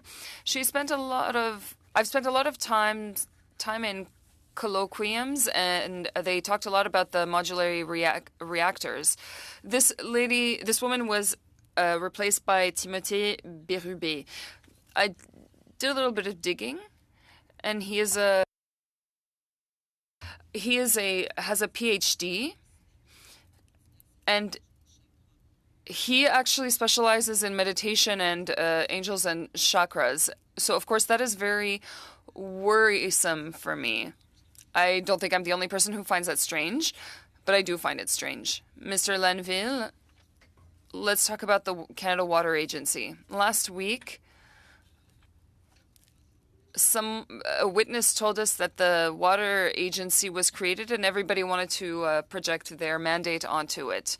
You know, this lake, that lake, and the agency should take care of this, that, and the other. Did we not put the cart before the horse with the creation of this Canadian Water Agency? Should we not have given it a mandate to begin with, which was not done? Good question. We worked with two organizations for clean water in Quebec, and it is a work in progress. It really was a bit of a mess for all of our members to have to work with 17 departments and ministries. And right now, one of the issues we have is that the Canadian Water Agency we are currently studying freshwater, but for the Saint Laurent River, we need to look at all of water, actually. We can't just look at fresh water. When you talk about shrimp in Matane, for example, you have to think about... we're going to let Ms. Posé inaudible for the interpreter. We don't have much time. I'm sorry. I wanted to stop you there to say I understand that you think that the agency can do this one thing, and every witness has a different idea of what the agency can do, and I wouldn't want to work there myself if that's the case. But the agency was given a certain direction, and they were told that they had to work on something. Here's what was said by a witness. The responsibility with the hydrological cycle and maintaining the capacity of ecosystems is the same thing. It's two sides of the same coin, and the agency should take that into consideration, but nobody told them to do that. Thank you, Ms. Collins. Chair, and thank you to all the witnesses. My first question is to follow up on some of the comments that have been made about the brain drain and how Canada is doing in comparison to the United States. And maybe first to our witness from Aqua Action, but then also our witness from Foresight Canada. I'd love to hear what you see as the concrete steps Canada needs to take to not only maintain keep some of our skilled folks here, but also to train up and ensure that the next generation has the skills they need to go into these fields. Sure. I think first of all, we need to make sure that there's available grants to them. So right now, even though there's a lot of federal grants, they're not specific for water technologies, as we said from ISED. Two, they also don't have enough clean tax credits. Nothing. So when we have our U.S. counterparts come to them and say, hey, no taxes, come to Michigan, come to New York, they're jumping on this. And, the United States recognizes there's a major problem. There is no water crisis plan, and they're trying to develop one. So they're coming to Canada, and they're taking all these amazing talent from us. And I'll let my colleagues speak about and this just too. Before you jump in, I just wanted to follow up and say, it's really disappointing to see this federal government hand out billions of dollars for carbon capture and storage to oil and gas companies who are making record profits, and we don't have the same kind, comparable funding for really important water tech. So thanks for those. And over to you. Yeah, thank you so much for the question. We, as I said in my remarks, we have a big problem with adoption here in Canada. And so as a result, we heard from Ms. Gomez earlier, she is having a hard time finding someone to actually adopt her technology. So, she may go elsewhere or, may focus on other priorities. So, tax credits and incentives are absolutely important. And kind of beyond direct funding, of course, this is not an exhaustive list, but the government could look at things like developing water standards and environmental regulations, which would push industries to adopt those cleaner technologies here at home and give our Canadian entrepreneurs an opportunity.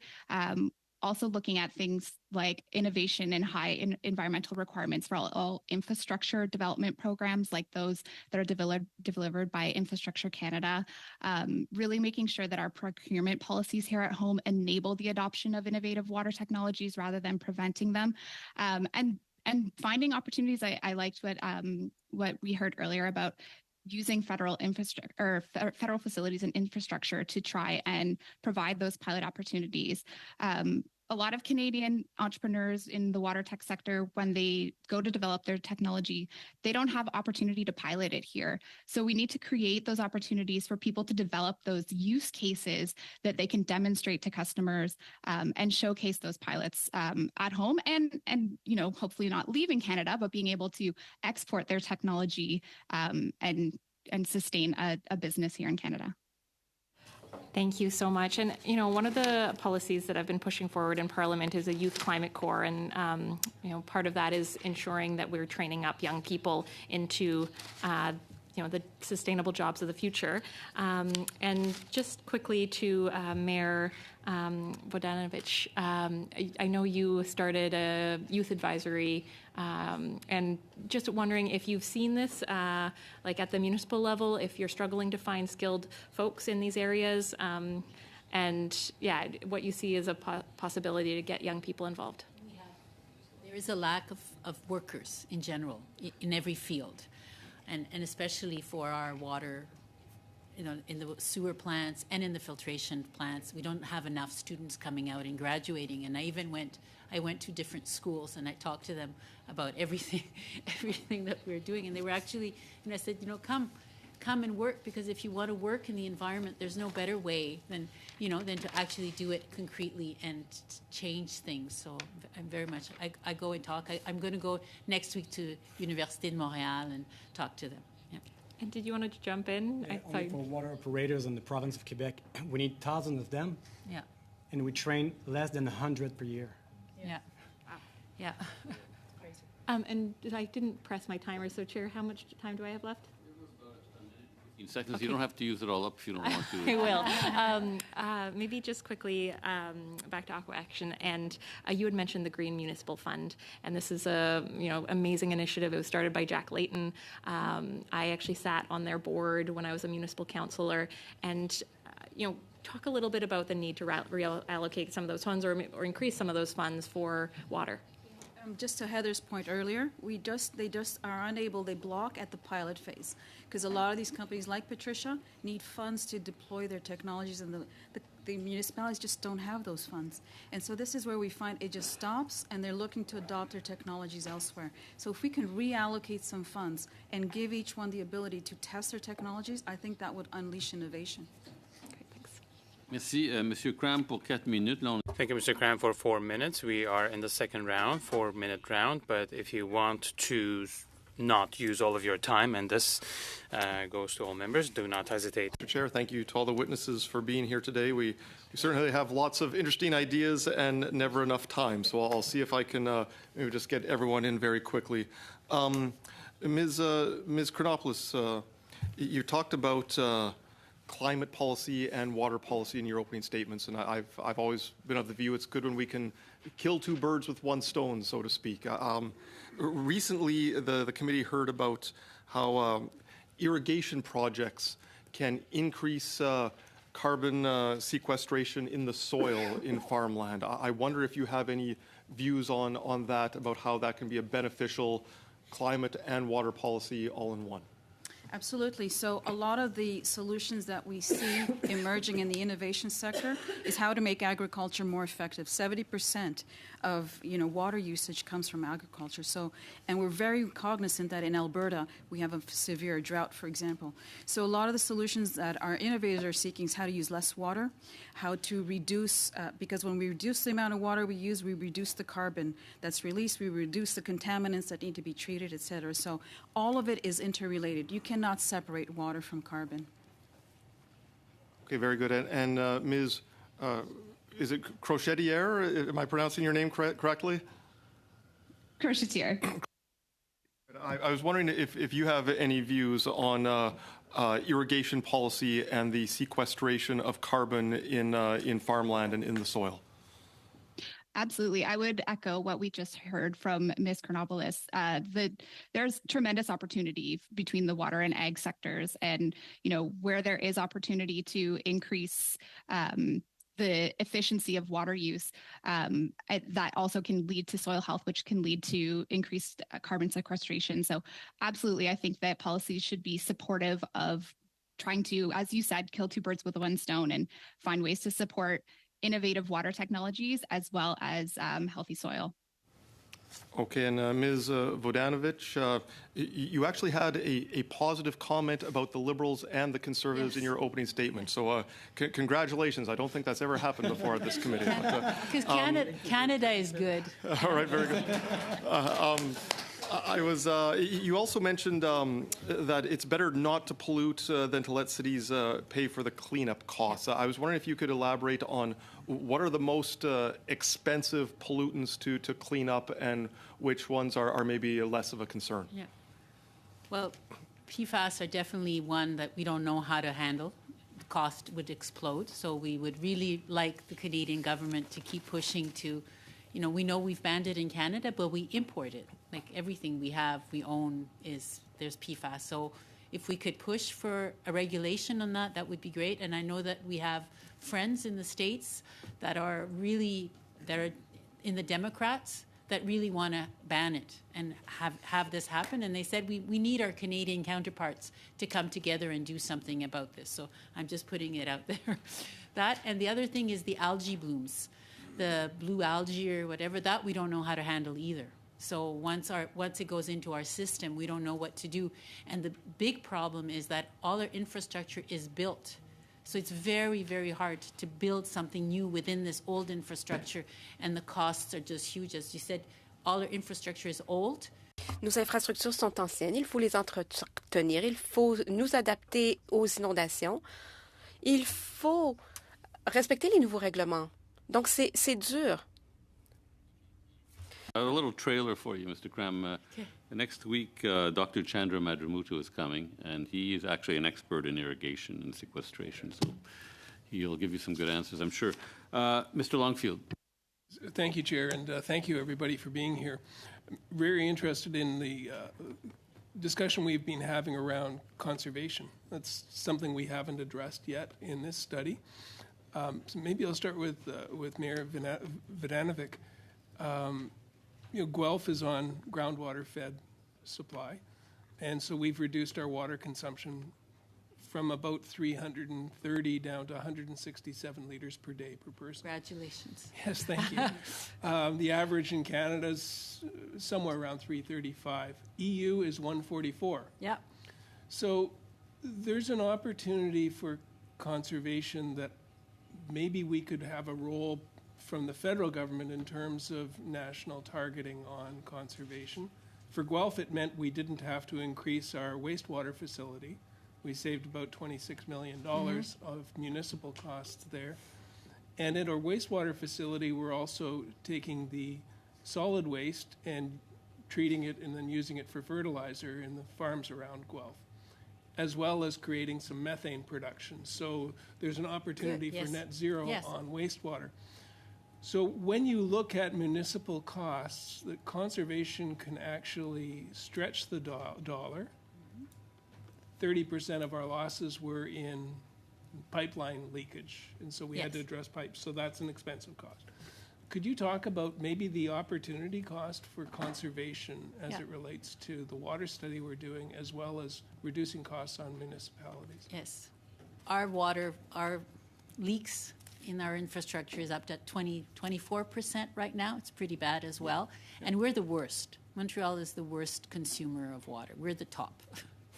And we're trying to get to the 367. It's not terrible. We're trying to get to the medium bar. But what we've seen is we've looked at Toronto a lot, and Toronto did a lot to lower. They have the water meters, and they've lowered it, but it hasn't decreased so much the need for investment, because it's a small amount. The part that is the production of water is just a couple of percentage of the need to maintain the whole system. So it's not it's not like if we use less water, we can finance our 4 incinerators, It's going to be a small amount. So yes, we have to reduce our water intake, but it will not finance the rest of our needs. Right.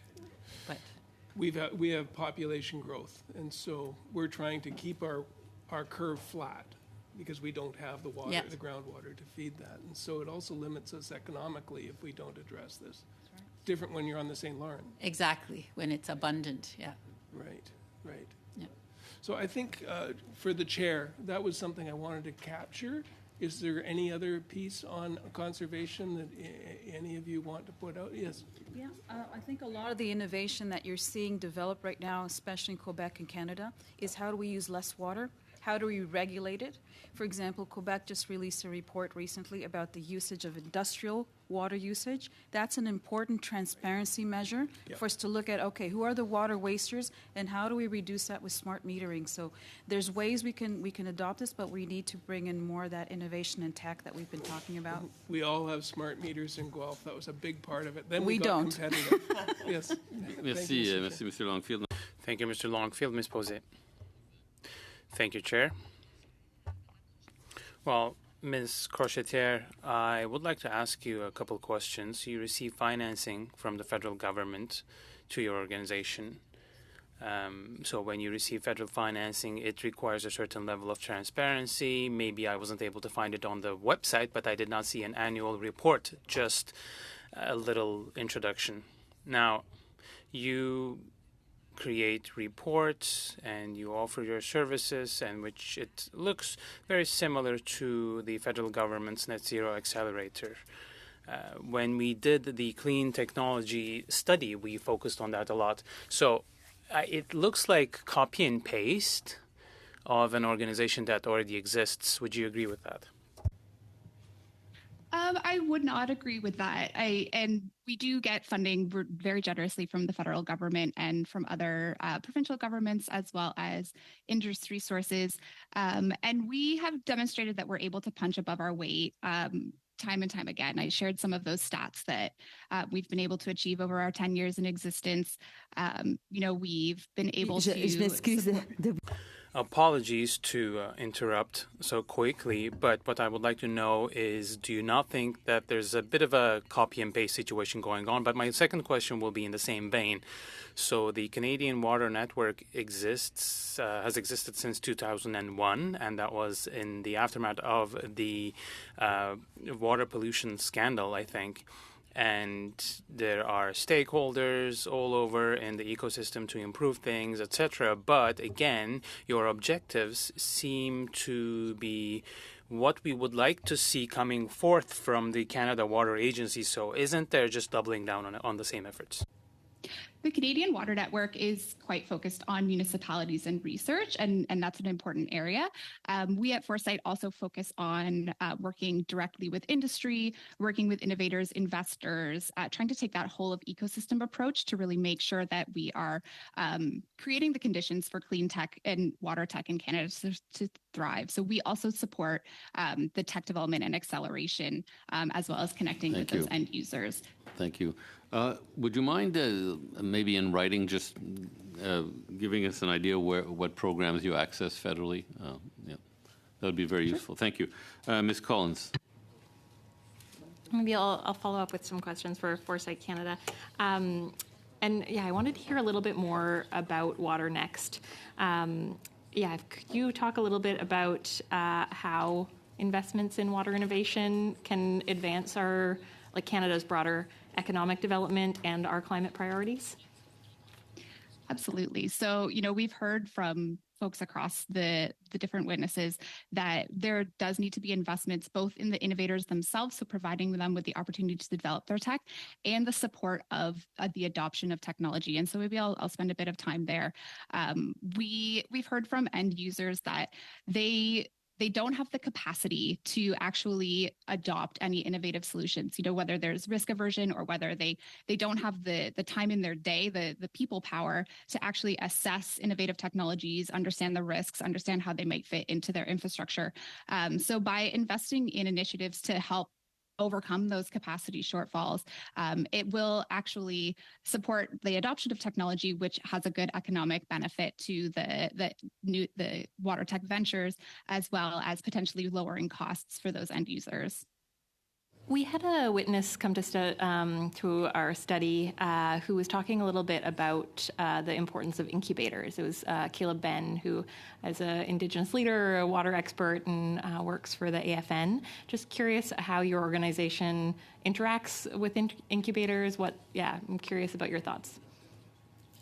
Yeah, absolutely. So we would support ventures that would be in an incubator, maybe a bit earlier stage. And we do have some programs that support earlier stage ventures. But I would see it as almost like the incubator would move the innovator along to a certain stage, and then Foresight would be able to support them on their continued journey. Thank you. Mr. Mazier. Okay. Thank you, Chair. Thanks for the witnesses for coming this afternoon. I was on the Science and Research Committee where we studied commercialization in Canada. And one of the biggest concerns for clean tech for companies was the difficulty to get to commercialization. And they referred to the gap between research and commercialization as the valley of death, right? So I think that's one of the reasons why they're leaving. But we're also told that other countries do commercialization much better than us. So how can Canada accelerate the commercialization of clean technologies? And I guess... Thank you. That's a great question. I think this is where my recommendation about funding water tech accelerators like Foresight, like AquaAction, and like some other agencies we talked about is because we de-risk it. There's a lot of risk aversion right now in Canada. Whereas if you look at Israel will adopt 90% of startups, and they'll take that risk because the ones that hit are the ones that are actually making a big difference. And they recycle 97% of their water, whereas Canada recycles less than 10%. So it's what we're asking looking for is an investment from the federal government to support regionally accelerators like us. We de-risk. We can make sure that we place them in the right place in the market, and we make sure they have an impact. And that's the hands and the eyes and ears of the federal government on the ground floor, so that we can accelerate that. Because in Canada, because everything is federal, it's very difficult to manage what happens on the ground. What happens on the ground, it's chaos sometimes for these entrepreneurs. They have all the barriers that hit them. So that's why we can't get far. We need to really create more of a process from funding all the way down to the ground, where we hit them with what they need to make sure that they are successful in the commercial market. We did talk about intellectual property quite a bit in that study, and I wonder, I think it is we set them up basically for failure, right? So they are ripe to someone else invest in them, and away they go. Are you familiar with any kind of intellectual property laws or something that can be, so we can protect that and we can build wealth here in Canada instead of Israel or U.S. or anything like that? Would you have any recommendations for a study? It's a great question. I do. I think what we have to do is that if we fund accelerators and entrepreneurs, we should be signing agreements with them that say, hey, if you're receiving federal funding, you should be staying in Canada for 5 years. Otherwise, you pay that back. Because what we're doing right now is we're giving them money, they're getting greater job offers and incentives from everywhere else, and they're leaving, and that's why we're losing them. So I think there's ways we can strengthen that, and it doesn't take a lot of effort. Very good. You did talk about clean tech and picking priorities. And I was even my colleagues around the table, I'm kind of taken aback, because of course we have so many priorities, right? And today we're talking about water, and then tomorrow we're talking about CO2, right? But I think when it comes to the environment, I think we really, if we could pick the priorities, I think it's really important to make sure that we are kind of making sure we're killing one bird with two stone, or one stone with two birds, or whatever. However it goes. Anyways, doing it as efficiently as possible. We understand. Yeah. Oh, yeah. We don't want to kill birds either. That's true. We actually said that. Anyways, thank you. I'm done. Yeah. Ms. Taylor-Roy. Me? Yeah. Oh, wow. Thank you. Okay, great. Well, very, very briefly then, to clean it up, I think, we're focused really on the establishment of the Canada Water Agency and the perhaps revisions to Canada Water Act. And I think we've been talking about, technology, but really, for this study, what would you say is the main things that we could do in the Canada Water Agency that would help your efforts on the ground?